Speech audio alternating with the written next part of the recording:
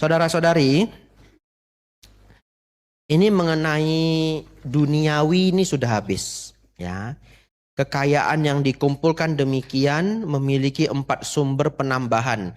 Ia menghindari bermain perempuan, menghindari bermabuk-mabukan, dan menghindari berjudi, dan mengembangkan pertemanan yang baik, pergaulan yang baik, persahabatan yang baik. Seperti halnya ada sebuah waduk besar dengan 4 saluran masuk dan 4 saluran keluar, dan seseorang membuka saluran-saluran masuk dan menutup saluran-saluran keluar, dan hujan turun dengan cukup, maka seseorang dapat berharap air dalam waduk tersebut menjadi bertambah dan bukan berkurang. Demikian pula kekayaan yang dikumpulkan demikian menjadi 4 sumber penambahan. Ia menghindari bermain perempuan dan mengembangkan persahabatan yang baik. Ini adalah keempat hal itu yang mengarah pada kesejahteraan dan kebahagiaan seorang anggota keluarga dalam kehidupan ini. Selanjutnya Bapak Ibu Saudara, untuk kehidupan yang akan datang, ya, bahasa Indonesia yang populer untuk akhirat, ya. Tapi bahasa Dharma kita tidak menggunakan itu biasanya, tapi untuk kelahiran berikutnya. Ada bagi apa aja 4 hal lainnya yang mengarah pada kesejahteraan dan kebahagiaan seorang anggota keluarga dalam kehidupan mendatang. Garis bawahi Bapak Ibu, kehidupan mendatang. Apakah 4 ini? Kesempurnaan dalam keyakinan saddha, kesempurnaan dalam perilaku bermoral sila, kesempurnaan dalam kedermawanan caga, CAGGA, kesempurnaan dalam kebijaksanaan panya, ya. Jadi caga itu sinonim dengan dana. Apakah kesempurnaan dalam keyakinan? Di sini seorang anggota keluarga memiliki keyakinan pada pencerahan Sang Tathagata sebagai berikut. Sang Bagawa adalah seorang arahat, guru para dewa dan manusia yang tercerahkan, yang suci.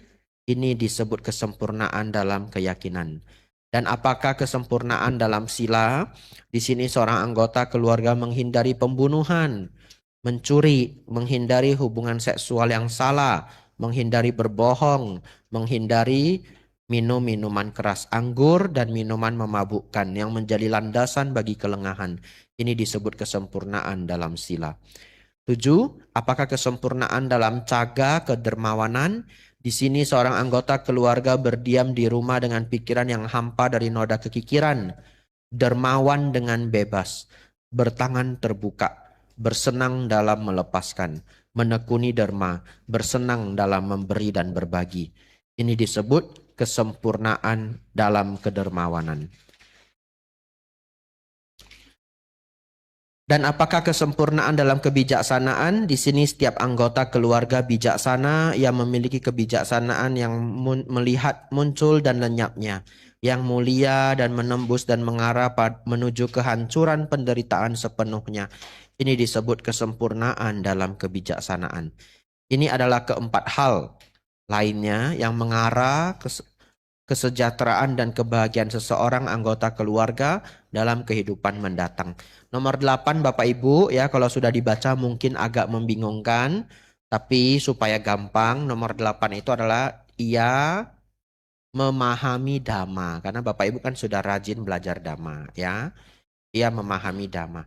Dan kalau orang yang memahami dhamma itu sangat jelas melihat 3 hal. Silakan Anda catat: anicca, dukkha, anatta, ya. Ya.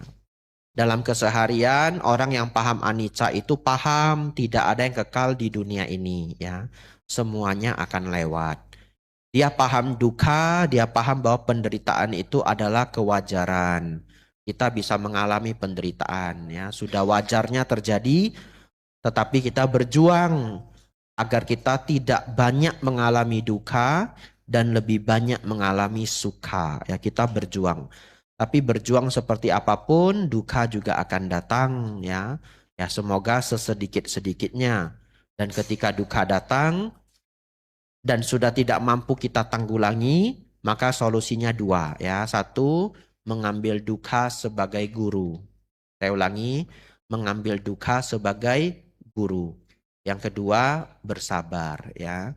Jadi kalau duka sudah tidak ada jalannya, sudah nggak ada solusinya, maka kita bersabar ya. Sabar itu juga kekuatan dari Dharma. Dan yang terakhir memahami anatta ya. Dalam keseharian orang yang memahami anatta itu tidak menjadi sombong ya. Egonya tidak tinggi. Ya, jadi melihat dharma itu sangat identik dengan melihat anicca, dukkha, anatta. Banyak lagi poin yang lain, tapi saya pilih yang ini yang paling gampang kita ingat dan yang sangat bermanfaat. Saya baca syair ini ya. Ini adalah keempat lainnya yang mengarah kesejahteraan dan kebahagiaan seorang anggota keluarga dalam kehidupan mendatang. Itu yang empat tadi yang terakhir ya. Lalu syair ini. Berusaha dalam pekerjaannya. Cermat dalam pengaturannya. Seimbang dalam gaya hidupnya. Ia menjaga kekayaan yang ia peroleh. Dengan memiliki keyakinan sempurna dalam moralitas, dermawan, dan hampa dari kekikiran, ia terus-menerus memurnikan sang jalan yang mengarah pada keamanan dalam kehidupan mendatang. Demikianlah kedelapan kualitas ini dari seorang pencari kehidupan ke rumah tangga yang berkeyakinan. Dikatakan oleh ia yang dinamai dengan benar, mengarah pada kebahagiaan di kedua keadaan, kebaikan dan kesejahteraan dalam kehidupan ini, dan kebahagiaan dalam kehidupan mendatang. Demikianlah bagi mereka yang berdiam di rumah, kedermawanan dan jasa mereka bertambah. Baik Bapak Ibu Saudara, kalau Anda sudah belajar sutta ini ya dari awal sampai habis, lalu ada teman Anda yang datang, lalu dia protes. Dia protesnya begini, saya sudah banyak berdana, kenapa saya belum kaya?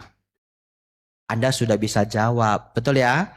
Karena bahkan Sang Buddha tidak mengatakan kalau seseorang ingin kaya di duniawi itu adalah dengan berdana. Sang Buddha nggak bilang loh. Coba lihat baca pelan-pelan. Di sutta ini Sang Buddha nggak bilang. Tapi harus saya luruskan ya. Tetapi berdana itu sangat bermanfaat untuk kelahiran berikutnya. Tapi sesungguhnya berdana itu tetap berkontribusi terhadap kesuksesan. Karena berdana itu kalau kita takar secara duniawi membawa beberapa manfaat. Satu, Anda menjadi disenangi. Betul? Ya, orang yang suka memberi itu disenangi. Lalu yang kedua, membangun kepercayaan. Tetapi kenapa tidak diletakkan di empat yang pertama? Karena logikanya demikian. Di dunia ini aneh. Ada orang yang kikirnya minta ampun. Pokoknya 1 perak pun tidak keluar. Tapi dia kaya. Ngerti? Nah, ketika Anda bertemu orang seperti itu, Anda akan ditanya lagi. Namanya pertanyaan itu lucu-lucu, Bapak Ibu ya. 1001 macam pertanyaan. Anda yang umat Buddha yang baik, yang rajin, yang beriman, Anda bisa ditanya tetangga Anda. Itu loh si dia itu coba. Kikirnya minta ampun. Alamak gitu ya. Kenapa bisa kaya? Coba. Jelaskan ke saya secara dharma. Kalau Anda belum belajar sutta ini, Anda bisa jawab enggak? Susah ya? Anda mungkin akan menjawab, itu karma baik lampaunya, betul? Tapi sekarang Anda sudah dapat jawabannya. Jawabannya adalah betul. Ya, kekayaan itu bisa dicapai dengan kualitas-kualitas yang lain. Ya, dia memang kikir, tapi coba kamu cek, dia pasti rajin atau dia pasti punya skill. Di antara yang tadi, betul? Ya cuma ya dia kikir ya. Kalau secara dharma, kalau dia kikir, dia susahnya nanti di kelahiran yang berikutnya. Alangkah baik kalau dia tidak kikir. Jadi Bapak Ibu Saudara, kita tetap setuju bahwa berdana itu membantu untuk kehidupan hak saat ini, tapi itu ternyata bukan poin terpenting ya.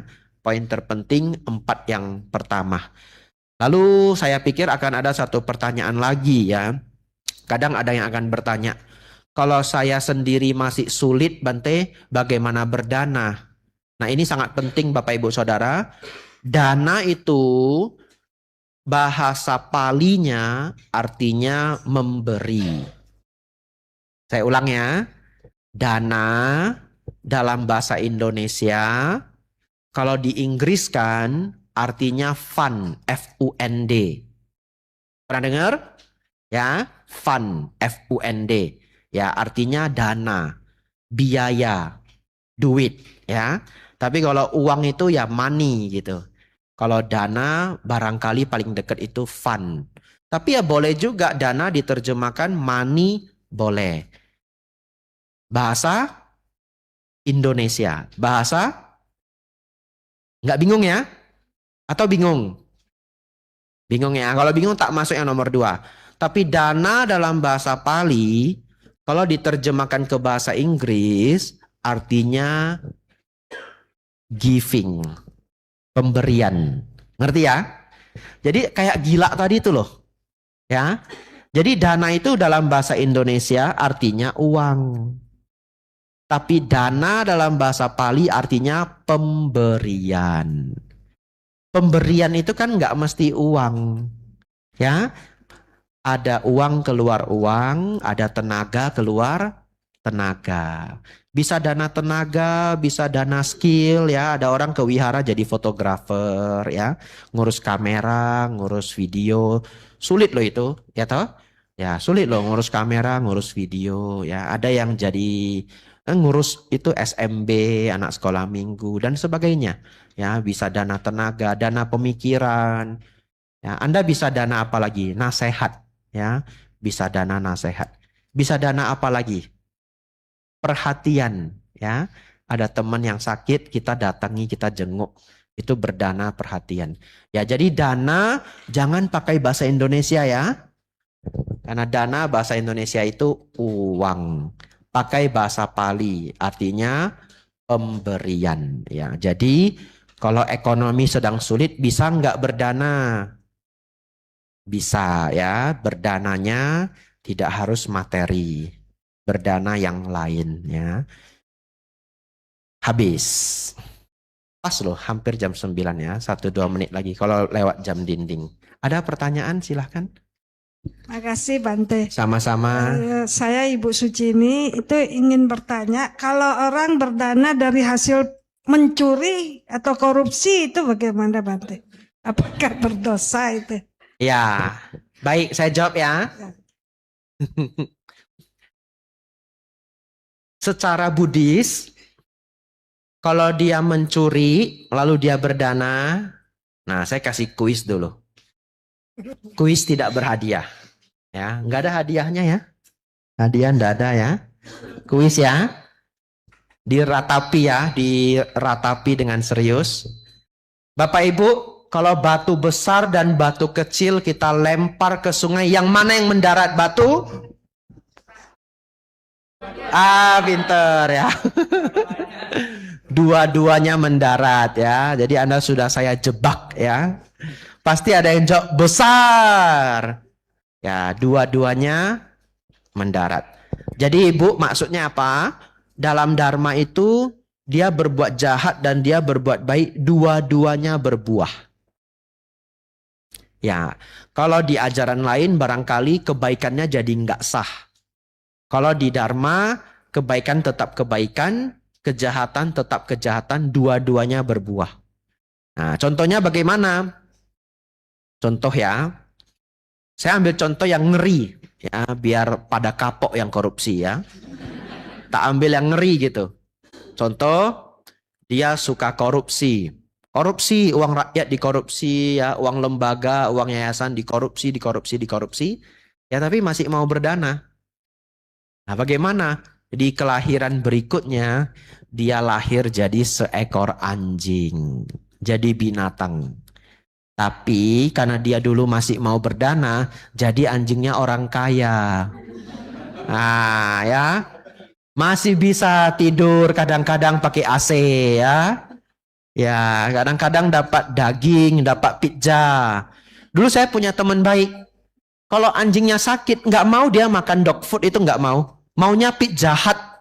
Beneran loh. Kalau nggak ngambek dia nggak mau makan. Ya, tuannya ya nyerah juga ya, tuannya ada duit, dipanggilin pizza. Ya, saya mikir nih kok lebih bahagia, lebih beruntung dari saya ini ya. Saya mau request pizza nggak segampang itu. Dia tinggal ngambek aja dia ya. Kalau saya ngambek gitu, nggak mau makan, maunya pizza kepok gitu ya. Nggak mau makan, nggak bisa. Nah, bercanda ya. Orang tua saya nggak mukul saya, nggak ya. Bercanda. Jadi Bu, kita bisa lihat dia berbuat jahat, dia korupsi, dia jatuh ke alam rendah. Ya, misalkan jatuh sebagai binatang. Tapi karena dia masih berbuat kebaikan, kebaikannya berbuah juga. Ya, dia sudah jadi binatang tapi lahir di keluarga yang menyayangi dia. Dia dapat makan, dia nggak kelaparan. Tapi pertanyaannya, lahir di alam binatang bahagia atau menderita? Jawabannya penderitaan. Bapak Ibu jangan melihat seekor anjing itu bahagia. Bagaimanapun seekor anjing itu satu, dia tidak bisa bicara. Ya, jadi kalau dia sakit perut, dia sakit kaki, dia sakit tenggorokan, dia nggak bisa bilang. Dia nggak bisa bilang. Dia bisa gonggong, gonggong, gonggong, kena gepok lagi dia. Padahal dia mau lapor, sakit perut, dia tengah malam sakit perut toh. Dia bisanya apa coba tengah malam sakit perut? Gonggong, lalu Bapak Ibu apain coba?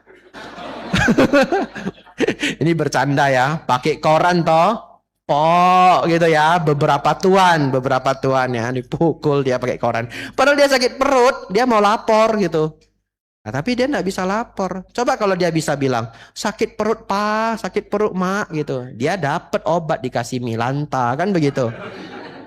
Jadi jangan berpikir itu jadi seekor anjing di keluarga yang kaya raya artinya bahagia. Tidak. Satu, dia tidak bisa bicara. Yang kedua, banyak penderitaan seekor anjing yang kita nggak ngerti. Anda perhatikan, kalau anjing itu tidur, pasti terkejut-kejut. Perhatikan, ya. Kenapa? Karena mereka sering bermimpi buruk. Ya, konon katanya begitu ya. Nggak ada yang laporin ke saya juga, enggak. Ya, ya. Kenapa? Karena dihantui oleh karma buruknya yang lampau. Ya, terhantui oleh karma buruknya. Nggak usah seekor anjing Bapak Ibu. Kalau orang waktu muda banyak berbuat jahat, pas dia tua dia juga sering bermimpi buruk.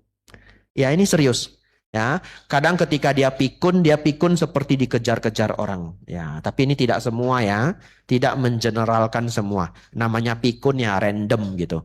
Tapi kalau orang banyak berbuat kebajikan, pas dia tua ada damai, ya toh?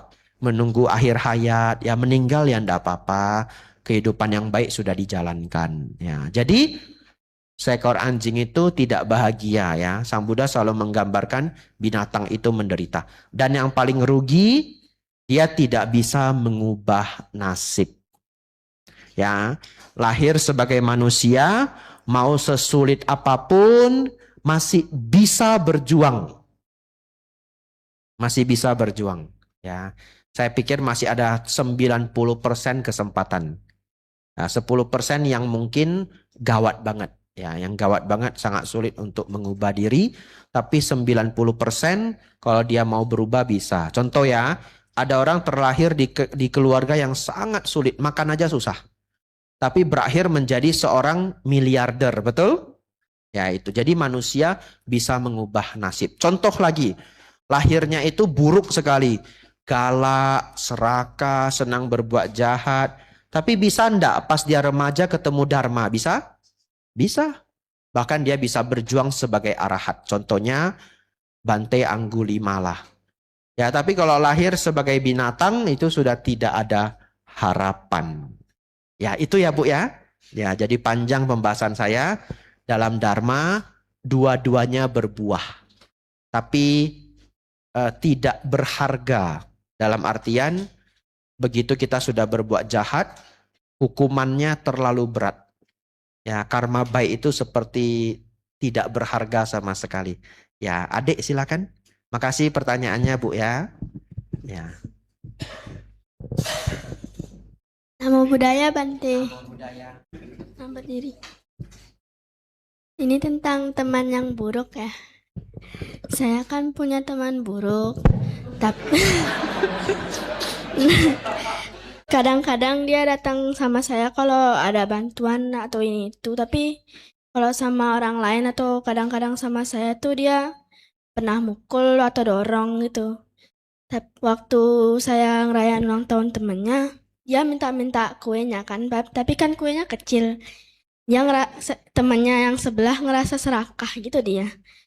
Jadi kalau mau ngindarin temen yang kayak gitu gimana ya Bante? Terima kasih. Sama-sama ya. Baik, nah, jawabannya adalah kalau masih teman, jadi harus bisa dibedakan ya. Levelnya itu ada dua. Levelnya ada tiga. Satu, kenalan. Yang kedua, teman. Yang ketiga, sahabat. Ya. Jadi kalau ini kan teman, ya. Kalau teman ya kita kadang mengalah, ya. Kadang kasihan, ya. Selama dia tidak keterlaluan, ya enggak apa-apa. Tapi kalau dia keterlaluan kita boleh kasih tahu, kamu jangan begitu, ya. Kenapa kalau dia keterlaluan kita harus kasih tahu juga supaya kita tidak menjadi korban, ya. Jadi ada kalanya ceritanya panjang ya, tapi saya singketin ya. Ini cerita Acan Bram di bukunya Cacing dan Kotoran Kesayangan, ya. Seekor ular diminta oleh seorang pertapa tidak boleh menggigit.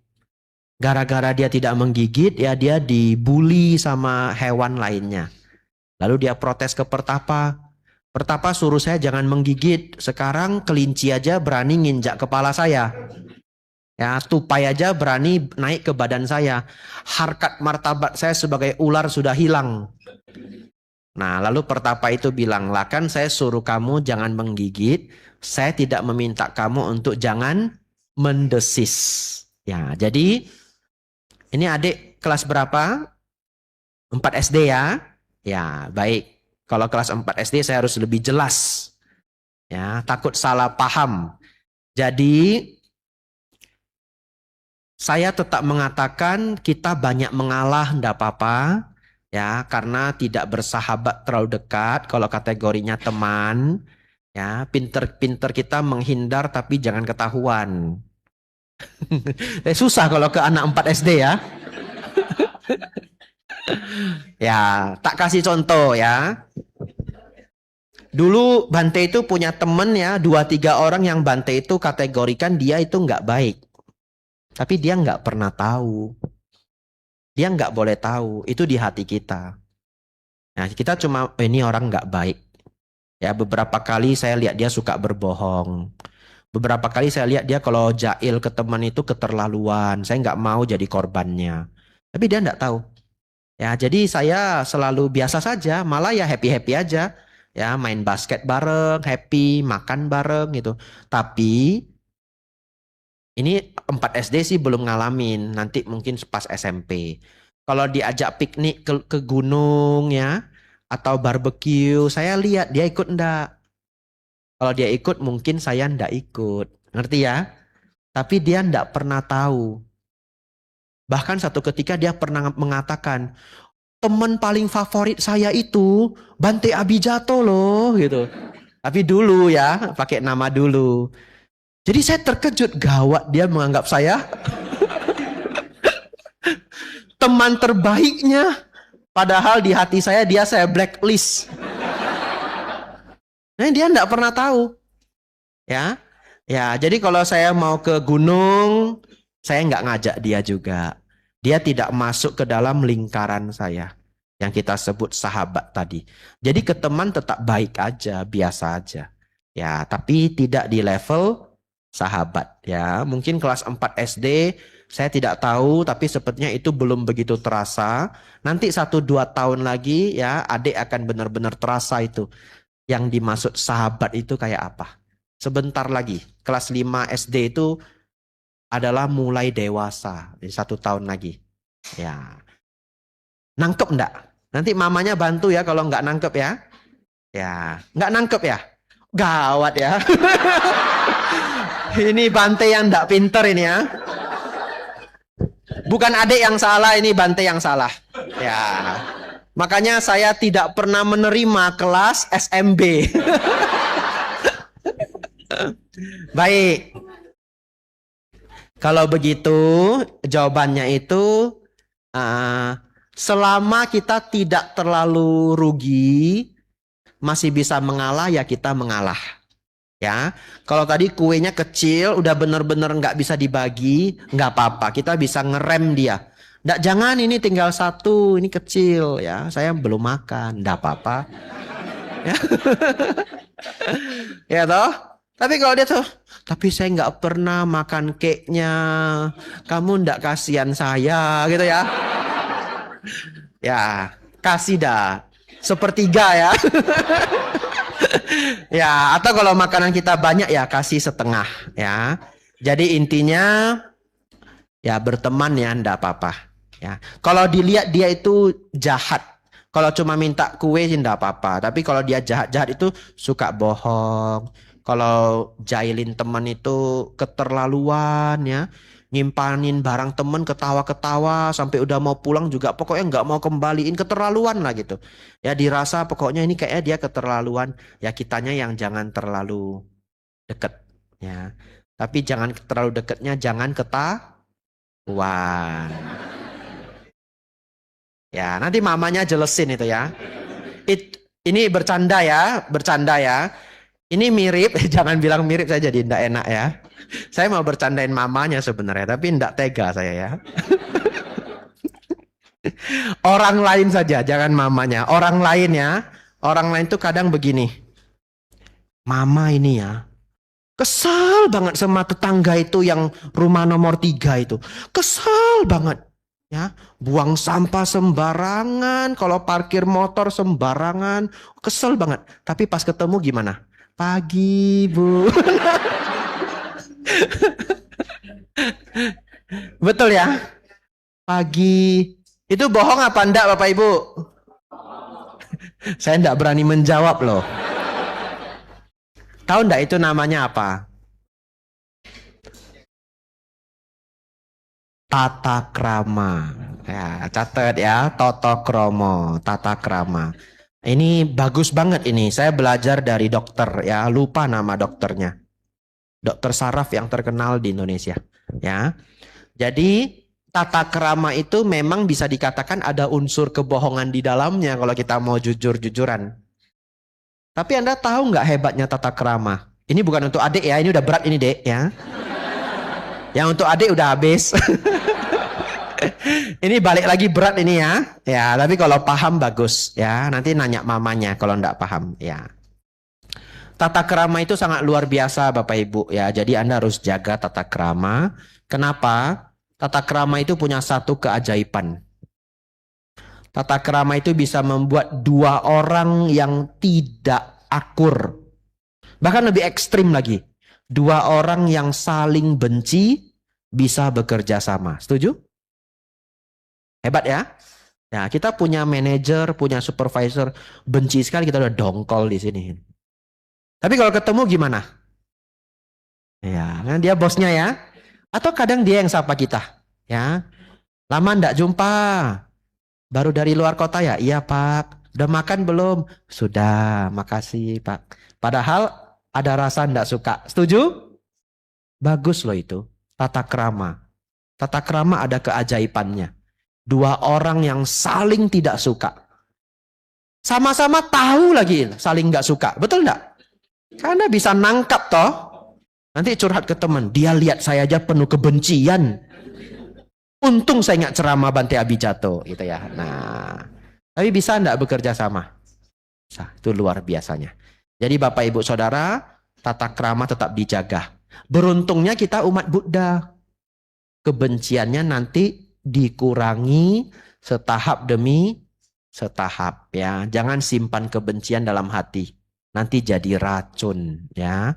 Kalau belum bisa hilang, kurangi 10%, 10% ya. Nanti sudah 6 bulan, setahun, sudah habis. Ya ini saran saya. Terima kasih adik ya, pertanyaannya bagus sekali. Ya, Anumodana. Nanti nanya mamanya lagi ya. Ya. Siapa pertanyaan ketiga? Ah, ada 5 ya. Belakang dulu atau ya siapa aja dulu boleh. Nggak berurutan enggak apa-apa. Silakan Bu. Nama budaya Bante. Nama budaya. Saya Verina, izin bertanya. Siapa namanya? Verina Bante. Verina. Ya. Felina. Verina. R. R. Oke. Verina. Ya silakan Bu. Ya, gini Bante, misalnya kalau kita menghadapi orang yang lalai dalam mengembalikan kewajibannya sebagai pelaku bisnis, misalnya pembatalan transaksi, sudah terlanjur bayar deposit, misalnya begitu Bante, kan dia harus kembalikan deposit. Itu dia lalai dengan berbagai alasan itu. Bagaimana kita menghadapi orang seperti ini ya? Misalnya kan sudah dengan sabar, pendekatan kekeluargaan gitu sudah. Jadi tenggang waktu sudah dikasih, misalnya seperti itu, tapi tetap tidak mau menyelesaikan kewajibannya dia. Lalu apa yang harus kita lakukan untuk menghadapi orang seperti ini ya Bante? Terima kasih. Baik. Dan Namodana Bante. Sama-sama ya. Saya mau bercanda tapi takut salah tempat ya. Mau bercanda blacklist gitu ya. Enggak ya.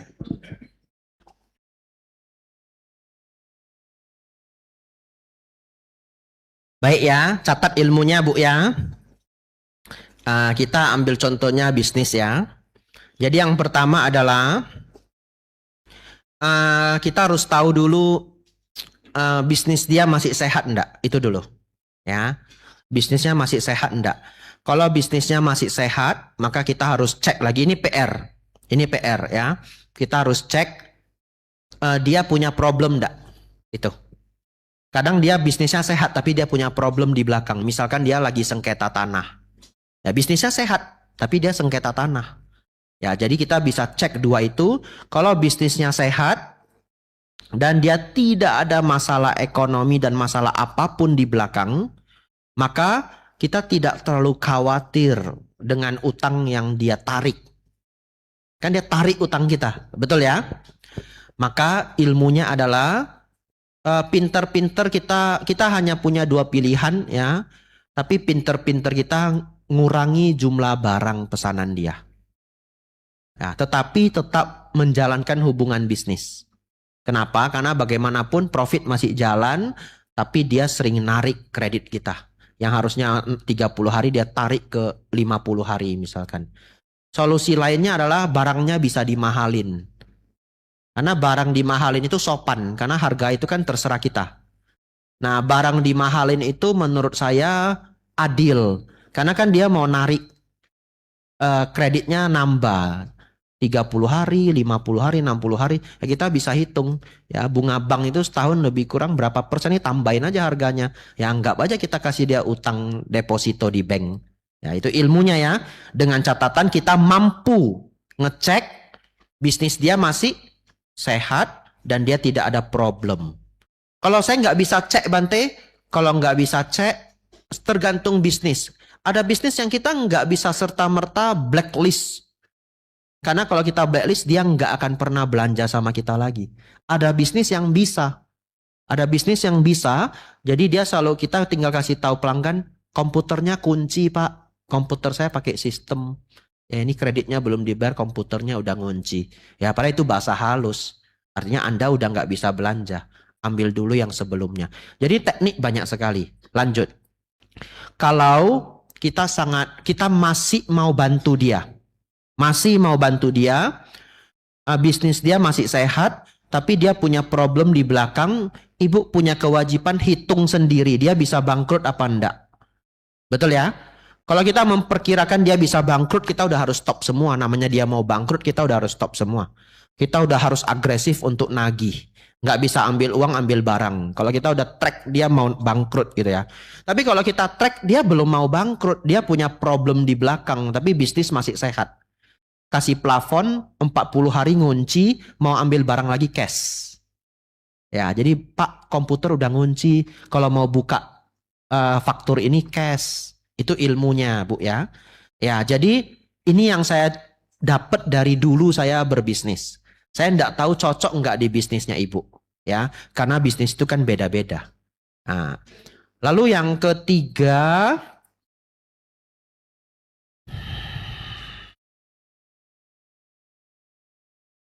Saya pikir cuma itu ilmunya ya.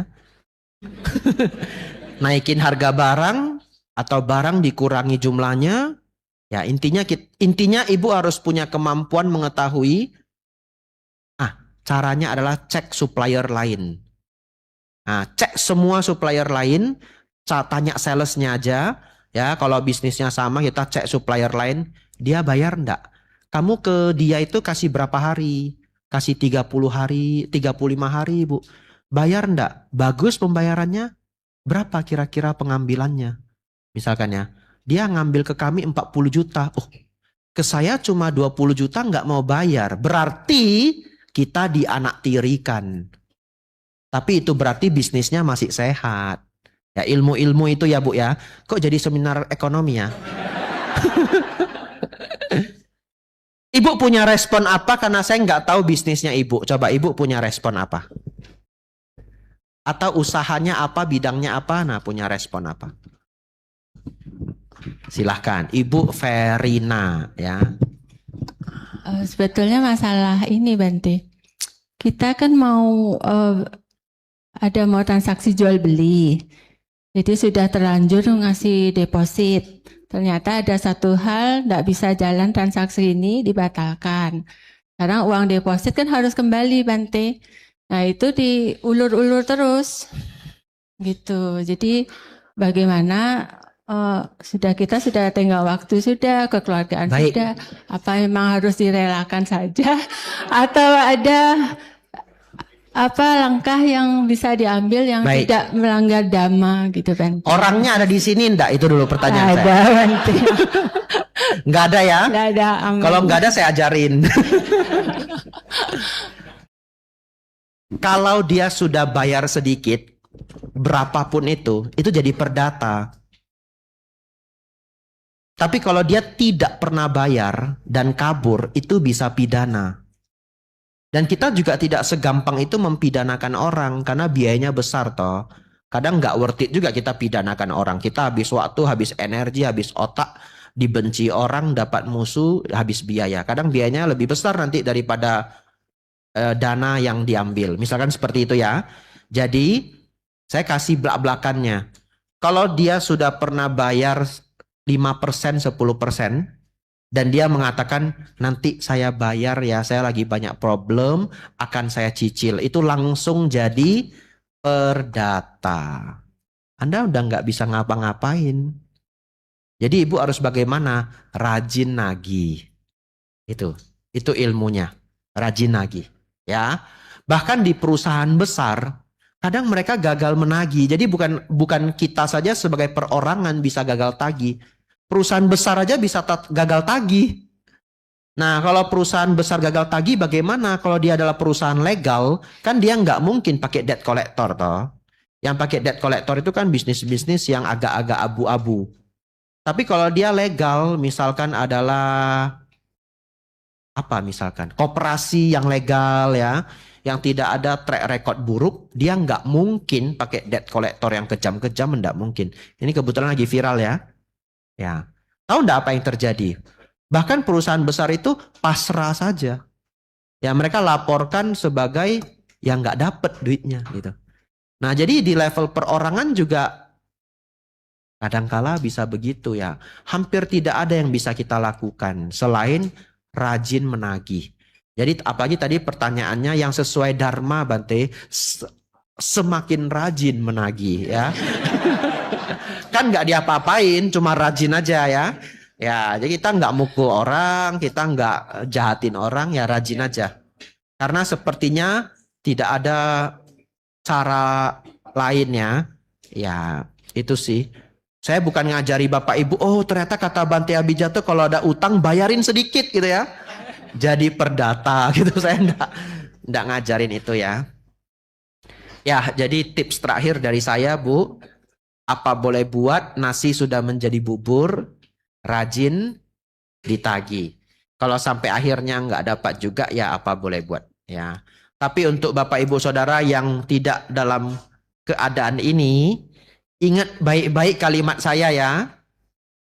Kalau Anda mau memberi utang ke orang lain, ini bukan utang sih, ini transaksi ya. Tapi kalau satu ketika Anda mau memberi utang ke orang lain, sepertinya Anda harus pasang di pikiran uang itu mungkin sudah lenyap. Ya, karena menagih utang itu sangatlah sulit. Ya, kalau saya diajari orang tua saya, kalau dia datang minjam 200 juta, kamu takar-takar memang alasannya bagus ya, dan kamu ndak siap hilang 200 juta, kasih aja 30 juta, tapi kasih gitu. Ya, itu saya diajari seperti itu ya, ndak tahu cocok ke Bapak Ibu apa ndak ya. Ya itu juga dalam keadaan kita mampu. Ya, udah kasih aja 20 juta. Kita bilang, maaf ya, saya ndak bisa bantu kalau 200 juta. Pinjam 200 saya nggak ada. Inilah kamu bawa aja. Kamu pinjam ke orang lain. Kalau dia ndak mau Bante, syukur kan. Ini ndak mau toh, kita sudah mau berbuat baik, dia ndak mau. Ya, untuk Ibu semoga nanti ada solusi terbaik ya. Ya, ada 2 pertanyaan lagi tadi. Depan boleh, belakang boleh. Ya, sabar ya. Ya. Ya, nama budaya Bante. Nama budaya. Ya, terima kasih kesempatannya. Nama saya Sadewo Bante. Saya ingin bertanya tentang 4 sumber pemborosan tadi. Di situ kan ada istilah bermain wanita. Saya juga mencari ke translate ke dalam bahasa Inggris juga statementnya sama. Di situ dibilang womanizing. Itu juga istilahnya sama merujuk pada jenis kelamin yang spesifik. Yang saya tanyakan, kenapa Sang Buddha memilih kata itu dan bukan kata yang lebih gender netral gitu kalau istilahnya zaman sekarang, tapi merujuk pada jenis kelamin tertentu. Apakah di zaman Sang Buddha itu tidak ada wanita kaya yang jadi bangkrut karena bermain pria misalnya? Karena ya jadi tidak relate gitu dengan zaman sekarang, karena kan zaman sekarang tidak cuma wanita yang berbahaya ya Bante, tapi pria itu juga berbahaya gitu, sama aja. Ya. Ya, kenapa Sang Buddha tidak memilih kata yang lebih netral gitu terhadap gender tertentu? Ya, betul. Anda boleh cek ceramah saya mengenai Digajano Sutta ini di YouTube ya, tapi nggak tahu bisa ketemu apa enggak. Saya biasanya selalu ganti ini menjadi prostitusi. Nah, kalau prostitusi adil ya. Ya, tapi di Denpasar nggak saya ganti. Ya, nah ternyata pas di Denpasar nggak saya ganti, ada yang nanya. Tapi kenapa Sang Buddha tidak menggunakan kata yang netral? Kalau menurut saya di zaman itu belum ada pria penghibur. Ya, karena pada saat itu 2600 tahun yang lalu derajat wanita di India itu rendah. Ya, tapi ini dulu ya Bapak Ibu ya, jangan salah paham ya. Bahkan sampai hari ini sepertinya derajat wanita di India itu belum begitu setara. Bahkan sampai hari ini. Apalagi 2600 tahun yang lalu. Jadi dengan ketidaksetaraan itu tidak muncul juga wanita nakal yang mencari pria penghibur. Karena sepertinya akan sangat dihukum oleh sosial. Kalau pria nakal mencari wanita penghibur tidak ada yang menghukum. Karena derajat belum setara. Ya, wanita nakal cari pria penghibur langsung dihukum sosial. Ya, saya meyakininya seperti itu ya.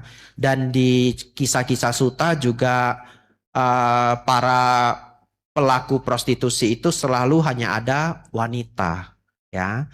Tetapi bisa terjadi enggak Bante? Ada wanita kaya yang akhirnya bermain pria. Ya, mungkin ada saja. Ya, tapi tidak menjadi kebiasaan umum. Ya, saya pikir seperti itu ya. Ya, Anumodana pertanyaannya. Terakhir ini silakan. Ya. Nama budaya Bante. Nama budaya. Terima kasih atas kesempatannya. Saya mohon izin tanya Bante. Ya. Jadi ini perihal dengan ritual. Nah, ritual.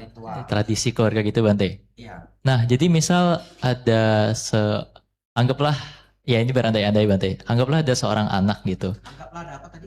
Ada seorang anak, dia tuh kayak Theravada banget. Sedangkan keluarganya itu masih menganut tradisi lama gitu, yang bahkan mungkin secara dhamma kurang sejalan. Nah, ada 2 kasus Bante.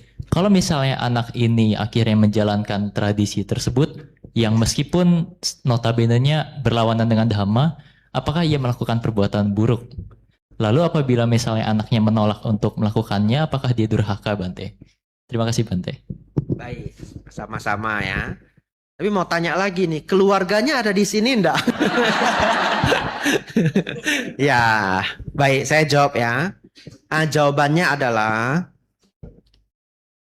sesungguhnya Sang Buddha sendiri itu sangat sedikit meninggalkan tradisi. Yang Sang Buddha tinggalkan adalah dhamma. Ya. Jadi bahkan tradisi-tradisi yang kita lakoni di Theravada itu belum tentu dari Sang Buddha. Jangan terkejut ya. Contoh Buddha Rupang. Zaman Sang Buddha nggak ada Buddha Rupang. Buddha Rupang itu muncul 500 tahun setelah Sang Buddha wafat. Ya. Lalu puja bakti hari Minggu. Nggak ada puja bakti hari Minggu. Ya. Wihara seperti hari ini komunitas umat. Nggak ada. Wihara itu tempat tinggal biku, bukan tempat komunitas umat. Ngerti? Lihat kalau kita cek satu persatu, hilang nanti semua. Betul ya? Oleh karena itu, selama kita memahaminya dengan dhamma, tradisi apa saja yang tidak melanggar sila, bisa saja kita praktekkan tanpa perlu khawatir. Ya, karena bahkan kalau kita mengatakan ini Theravada Bante ini yang benar, itu bahkan juga belum tentu warisan dari Sang Buddha. Kalau begitu standarnya apa? Betul ya? Nah, oleh karena itu yang ditinggalkan Sang Buddha itu adalah jangan marah, jangan serakah, jangan ego, jangan sombong, jangan berbuat jahat, banyak berbuat baik, sayang orang tua, rajin bekerja, bermeditasi, paham 4 kebenaran mulia, anicca dukkha anatta, paticca samuppada. Ada nggak tradisi? Ketemu? Enggak ya? Yang Sang Buddha turunkan adalah ajaran baik. Setuju? Tradisi itu dari waktu ke waktu, tahun ke tahun. Jadilah tradisi Theravada, tradisi Mahayana, tradisi Tantrayana, tradisi Tionghoa, namanya Chinese Buddhism, tradisi Kelenteng. Nah, sebenarnya kita harus tanya lagi. Kita harus tanya bahwa tradisi ini maknanya apa? Nah, kalau bisa mampu memahami makna di balik tradisi itu, maka kita bisa menjalaninya sesuai dengan dhamma. Nah, dan kalau tradisi itu maknanya tidak sesuai dhamma, kita boleh memaknainya sendiri. Baik, saya sudah muter-muter, tapi saya mau jawab to the point. To the point-nya gini. Jawabannya, silahkan menjalankan tradisi di keluarga dengan tujuan agar orang tua, kakek, nenek seneng. Ya, bahkan menurut saya, misalkan kita punya nenek ya sudah tua, dia bakar kertas misalkan. Itu bisa berantem itu nanti gara-gara bakar kertas, betul? Tidak ada di suta bakar kertas. Tapi ya nenek kita umur 80 gitu ya. Ya, kalau Anda merasa tidak ada gunanya berdebat dan nenek kita sangat kepengen banget ya, nah kita ikut aja bakar. Ya, saya menyebutnya enjoy the culture. Ya, bakar. Nanti kalau ditanya teman, kamu kan rajin ke wihara. Kenapa kamu ikut bakar kertas? Enggak, saya cuma membahagiakan nenek saya. Nih. Ya, daripada ribut, ya daripada dia marah. Tapi kalau Anda mampu untuk tidak ikut kegiatan itu dan tidak ada yang marah, tidak ada yang menjadi berduka gitu, ya enggak apa-apa. Ya biar orang lain aja yang jalani. Ngerti maksudnya ya? Ya, jadi kita tidak menjadi ekstrim. Contoh ya, ada keluarga yang meninggal, lalu mau dibikin acara itu, bakar kertas. Kayak rumah, ada mobil, ada apa. Kadang saya diundang sebagai biku yang baca parita. Itu kalau di foto, itu bahaya buat saya loh sebenarnya. Biku Abijato memimpin upacara yang tidak sesuai dhamma. Betul ya? Tapi saya tidak mikir, ya saya duduk di sini, ini ada rumah kertas, ada pembantu kertas ya. Saya tidak mikir, yang saya mikir apa? Saya datang berusaha menghibur ya, mengurangi rasa sedih dari keluarga yang meninggal. Kebetulan kertas itu ikut dalam upacara kita, ya udah. Pokoknya tugas saya baca parita, mendoakan. Kebetulan mungkin dia menganggap manjur ini kalau Bante Abijato baca parita. Begitu saya baca parita, dia bakar kertasnya. Di videoin lagi. Nah, siapa yang mimpin itu semua? Jadinya saya yang kena ya. Tapi enggak, niat kita enggak mengajarkan orang pandangan keliru. Betul? Enggak ada. Saya cuma datang ya berusaha menghibur keluarga yang berduka. Semoga ya saudara bisa takar-takar sendiri, itu namanya kebijaksanaan ya. Mungkin ada saat di mana kita udah benar-benar enggak bisa ikut karena alasan yang tepat, ada keadaan seperti itu. Ya, menakar-nakar apa yang pantas dan tidak pantas ini sangat sulit diajarkan. Ini disebut sebagai kebijaksanaan ya. Tapi sejauh perjalanan hidup saya, Dharma tidak sampai sebegitunya. Ya, di dalam Dharma itu tidak ada oh bakar kertas haram, nggak ada. Kita nggak ada istilah seperti itu, ya. Ya, ini maaf ya terpakai kosakata agama lain ya, karena sudah terbiasa ya. Tapi maksud saya itu pembiasaan kita pakai bahasa Indonesia ya. Seperti kata dosa itu semua agama juga udah pakai gitu ya. Tapi maksud saya oh bakar kertas dilarang gitu. Nggak ada. Ya, yang kita tidak boleh. Enggak, maaf, saya enggak bisa. Maaf ya, saya enggak bisa. Kalau ada pembunuhan makhluk hidup ya, melanggar 5 sila. Anumodana pertanyaannya. Ya. Baik, Bapak Ibu Saudara, sudah sebegitu larut ya, harus ditutup. Semoga semuanya mendapatkan manfaat ya. Semoga tidak ada yang salah paham. Kita tutup. Sabe sata bawantu sukitata. Semoga semua makhluk hidup berbahagia.